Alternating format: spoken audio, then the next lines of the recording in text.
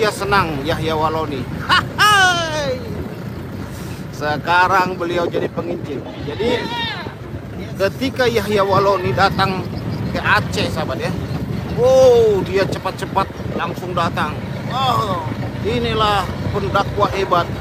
Kenapa dia suka Yahya Waloni? Karena suka menghujat, terus menghujat. Jadi beliau ini suka. Ya, ini ada yang berkata Suka, ya? tunggu meninggal katanya.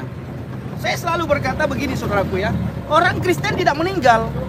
Orang Kristen itu bukan meninggal dibilang, tetapi orang Kristen pulang ke rumah Bapa. Makanya tidak ada satupun orang Kristen ketika meninggal dibuat pengumuman telah meninggal Effendi Usman, telah meninggal Jamal Dodi Pasaribu. Tidak, tetapi pengumumannya di papan itu buat begini, telah pulang ke rumah Bapa di surga Effendi Usman, telah pulang ke rumah Bapa di surga Jamal Dodi Pasaribu. Jadi orang Kristen itu tidak mati. Hai. Orang Kristen itu pulang. Ibaratnya Bapak Ibu, kita di dunia ini ibarat musafir, ibarat seorang perjalanan. Kalau sudah selesai tugas kita di dunia ini, kita pulang. Yes. Kita pulang ke rumah Bapa. Makanya tidak ada satupun orang Kristen yang meninggal dunia, tetapi orang Kristen semuanya pulang ke rumah Bapa. Maka ketika kita pulang ke rumah Bapa, ibaratnya kita lama merantau, saudaraku. Di saat kita pulang ke rumah Bapa, kita pakai pakaian yang sangat rapi, pakai jas yang sangat rapi, pakai sepatu yang sangat indah, yang sangat elok, pakai wewangian, saudaraku. Kenapa? Supaya karena kita disambut. Seisi surga menyambut kita. Ya, seisi surga, Bapa di surga menyambut kita, malaikat di surga menyambut kita, para soleh-soleh Tuhan menyambut kita. Makanya orang Kristen tidak ada yang meninggal, tetapi orang Kristen pulang ke rumah Bapa di surga. Nah, ini Bapak Ibu, luar biasa. Jadi kalau ada orang yang berkata, orang Kristen mati, enggak. Orang Kristen itu pulang ke rumah Bapa di surga. Ya, makanya saudaraku tidak boleh ada di antara saudara yang menyangkal Yesus. Jangan jual Yesus hanya karena harta. Jangan jual Yesus hanya karena cinta. Jangan jual Yesus hanya karena tahta. Yesus lebih mulia dari segalanya. Amen. Jangan jual Yesus karena cinta. Jangan jual Yesus karena harta. Jangan jual Yesus karena perempuan. Jangan jual Yesus karena pendidikan. Jangan jual Yesus karena istri dan segala macam. Karena kita, Alkitab berkata apa? Di luar Yesus kita tidak bisa berbuat apapun. Di luar Yesus kita tidak bisa berbuat apa-apa. Apa yang tidak bisa kita berbuat di luar Yesus? Hal untuk masuk surga. Masuk surga hanya melalui Yesus. Ya, makanya Alkitab berkata di luar Yesus engkau tidak bisa berbuat apapun. Yang tidak bisa kita buat di luar Yesus telah masuk surga. Yang lain bisa dilakukan Bapak Ibu. Kita di luar Yesus bisa kaya. Kita di luar Yesus bisa sukses. Kita di luar Yesus bisa terkenal, ya, di luar Yesus. Tetapi kita di luar Yesus tidak bisa masuk surga. Ini paling penting Bapak Ibu. Hidup kita di dunia ini berapa lama sih? Paling lama 70, 80, 90, paling lama 120 tahun. Tetapi kalau umur kita di atas 80, kita sudah tidak bisa berbuat apapun Bapak Ibu. Tidak bisa berbuat apa-apa lagi. Ingat, ya, kalau kita tugas di dunia ini sudah selesai, tugas kita di dunia ini sudah selesai, maka kita dipanggil oleh Bapa kita. Pulang anakku, pulang anakku, pulang anakku. Artinya Bapak Ibu, Tuhan memanggil Effendi Usman, tugasmu sudah selesai, pulang nak.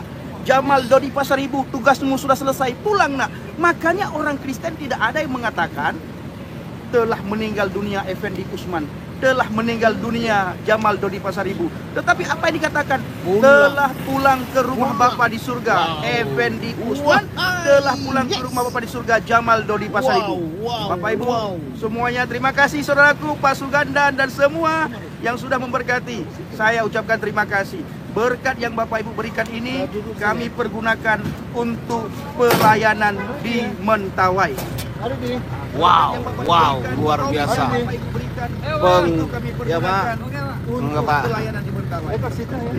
Pengagum Yahya Waloni jadi penginjil. Nah, itu saudaraku. Ini pengagum. Jadi kemanapun dulu Yahya Waloni ceramah, khutbah, selalu senang sekali hambanya Effendi Usman. Terus diikuti, menghujat. Bersaksi terus saya. Bersaksi terus ya. Bersaksi begini saudaraku. Begitu Bentar, dia bentar. diundang ke Aceh, begitu dia diundang ke Aceh, Gimana kan? saya langsung ikutin itu. Oh, Pokoknya kalau daerah Biren dia diundang, oh, Yahya Walaudi masa hidupnya sering diundang di Kabupaten Biren. ah, Kalau saya tahu Yahya Walaudi diundang di Kabupaten Biren, saya pasti datang. Pasti ikutin. Kenapa? Saya suka ceramah dia. Wish. Apa yang saya suka dari ceramah Yahya Walaudi? Pembinaannya terhadap Kristen, Oh. pembinaannya terhadap Yesus. Saya suka sekali. suka sekali. Suka sekali. Oh. Kenapa saya suka? Karena tidak tahu.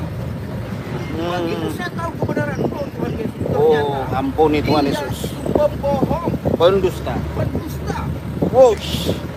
Di luar, di dalam Yesus tidak boleh seperti itu. Tidak. Ya katakan dia tidak, katakan tidak. Lebih daripada itu berasal dari si jahat. Wow. Nah ini surat selesai. Luar biasa Bapak Ibu Saudara ya. Itulah dahsyat sekali. Tuhan bisa lakukan banyak hal. Pengagum Yahya Walaudi. Bandar seperti mulia. Yahya Walaudi ceramah kemana-mana, diikutin terus. Wah, Khusus di Aceh, khusus di Biren. khusus di Biren. Kalau dia ceramah di Biren, Ah, saya pasti ikuti. Saya suka. wow, wow. Tapi lihat betapa luar biasa sekarang menginjil, memenangkan jiwa. Betapa bahagianya beliau sekarang setelah temukan keselamatan itu. Wush. Makanya saudara yang terkasih ya, puji Tuhan. Di beberapa video saya melihat terutama video hambanya ya. Wow, puji Tuhan. Setelah lihat video ini saya murtad, putuskan murtad. Setelah saya lihat video ini saya mualaf, saya putuskan murtad. Kembali ke Yesus. Kembali ke Yesus. Jadi Bahkan suami istri di Medan saudaraku. Nah beberapa hari ke depan kalau sudah selesai pelayanan di Mentawai Bapak Ibu, saya akan ke Medan untuk menjumpai satu keluarga mu'alaf. Tapi setelah dia menonton kesaksian saya di channel Injil Habaget, akhirnya dia kembali ke jalan yang benar. wow. Apa yang dia tonton? Saya selalu ulang-ulang Yohanes 14 ayat yang ke-6. Anak tariq wal haq wal hayah la adan yadhhabu ilal abi ilal bi. Nah, kenapa orang Kristen tidak pernah meminta jalan yang lurus kepada Tuhan? Kenapa orang Kristen tidak pernah meminta jalan yang lurus kepada Bapa? Karena Yesus sudah memberikan jalan kebenaran. Maka orang Kristen tidak perlu lagi mencari jalan yang lurus. Akhirnya Bapak Ibu, karena itu saya ulang-ulang Ulang-ulang terus. melekat pada satu keluarga yang ada di Medan. Akhirnya keluarga tersebut kembali kepada Yesus. Ini membuat sukacita di surga luar biasa. Luar biasa. Dan saya sangat bersukacita Bapak Ibu. Makanya saya putuskan beberapa hari ke depan kalau sudah selesai pelayanan di Pulau Mentawai, saya akan ke Medan untuk menjumpai satu keluarga mu'alaf yang sudah kembali kepada Yesus. Dan nanti saya akan buat ibadah bersama dengan petobat-petobat baru dari Aceh. Bapak Ibu dukung dalam doa, bawa dalam doa syafaat, supaya apa yang kita rencanakan itu mendatangkan damai sejahtera, mendatangkan berkat, mendatangkan pemulihan, mendatangkan kesembuhan, mendatangkan keselamatan. Karena hanya ada di dalam Yesus damai, sukacita, kesejahteraan. Amin Pak Ayat. Analaita. Haleluya. Analaita. Abang teriak. Luar biasa Tuhan Yesus. Wow, luar biasa, luar biasa. Dahsyat.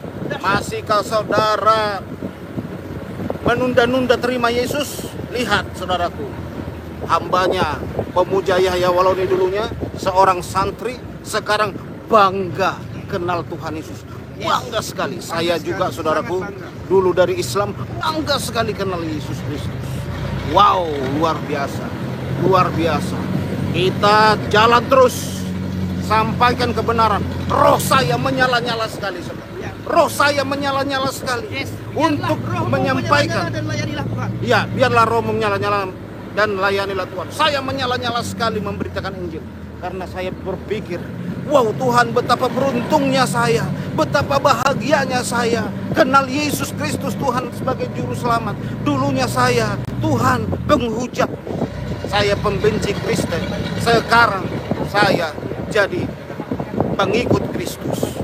Sekarang saya kenal Yesus. Saya terus menyala-nyala beritakan Injil. Saya merasa kasihan mereka. Kasihan mereka tidak kenal Yesus. Apalagi saya melihat mereka yang tinggalkan Tuhan. Wow, hati saya hancur Bapak Ibu Saudara. Hati saya Hancur kalau ada orang Kristen tinggalkan Yesus. Saudara, ini tugas kita bersama-sama. Saudaraku, masuk pedalaman, masuk hutan, masuk kampung-kampung, beritakan Injil, rebut mereka. Yang mualaf itu harus direbut kembali, sadarkan mereka. Amin. Ini saudara, roh saya itu semangat sekali untuk memberitakan Injil. Hambanya gimana? Sangat semangat. Kurang semangat suaranya, saudaraku. Semangat. Suaranya kurang kuat.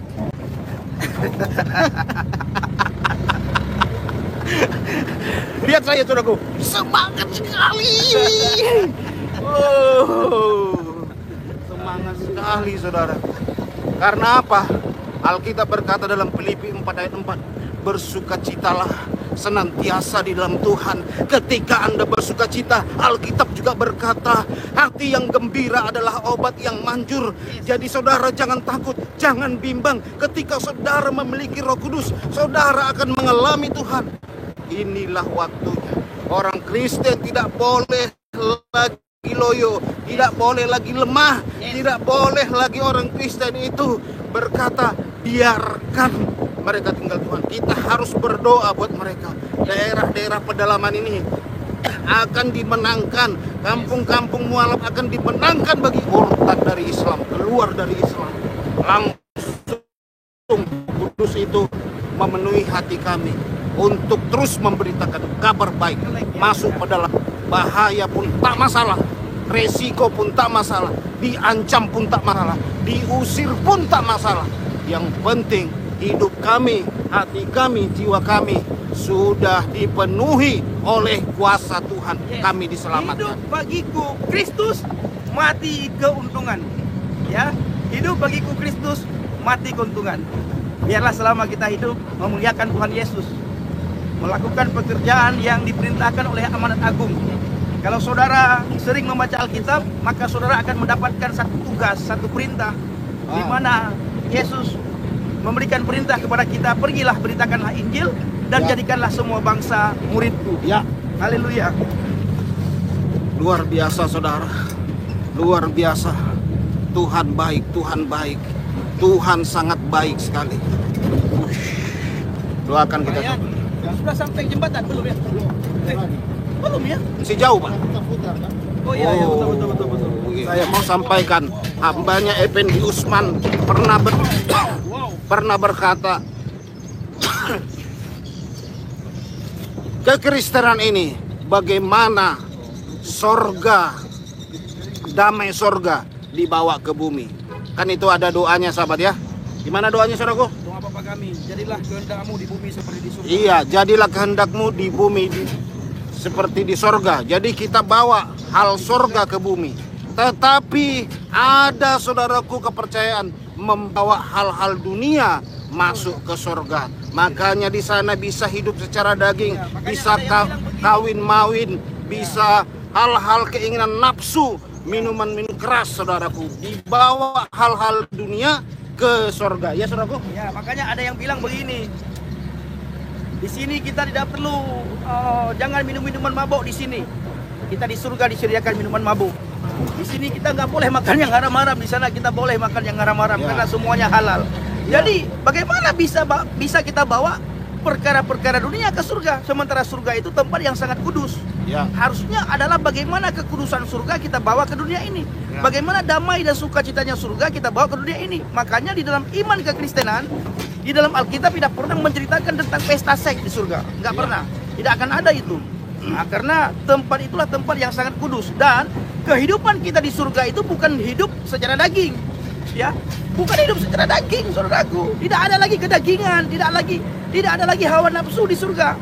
Tidak, kita hidup bagaikan seperti malaikat. Luar biasa. Tidak ada lagi kedagingan. Kalau ada kedagingan berarti manusia bisa melakukan dosa, berarti ada perbuatan dosa di surga. Maka orang Kristen itu masa hidup di dunia ini membawa surga, menarik damainya surga ke bumi. Nah, ini saudaraku. Ya, itu saudara yang terkasih ya. Damai surga kita bawa ke bumi. Ini kok apa ya, nggak nampak tulisannya lagi, sahabat ya. Nah ini saudara yang terkasih, terima kasih buat dukungan dan doanya Bapak Ibu Saudara. Tetap semangat, tetap doakan kami ke pedalaman ini karena kita masuk ke pedalaman. Dan saya percaya, saya berdoa Bapak Ibu Saudara yang sudah doa kita, support kita, diberkati selalu keluarga, usaha, kesehatan Tuhan berkati, anak cucu diberkati. Jangan patah semangat, tetap beritakan kabar baik kepada semua orang dan berdoa. Kalau ada keluarga saudara yang sudah tinggalkan Tuhan Yesus, ya saran saya sampaikan, jangan dibenci, jangan dibuang, tetapi doakan, rangkul mereka, beritakan kabar baik. Kebanyakan mereka karena tidak paham, tidak mengerti Bapak Ibu Saudara, sehingga tinggalkan Tuhan. Jadi ini beban tugas kita, tangisi dia, tangisi sampai kapan Pak JDP? Sampai Tuhan Yesus datang kedua kali, Maranatha. Beban kita saudaraku. Nah kita oke Bapak Ibu Saudara ya, Tuhan berkati semua, sehat selalu, salam kasih Kristus, salam Aki. Aku kabarkan Injil keselamatan. Ya, aku beritakan Injil.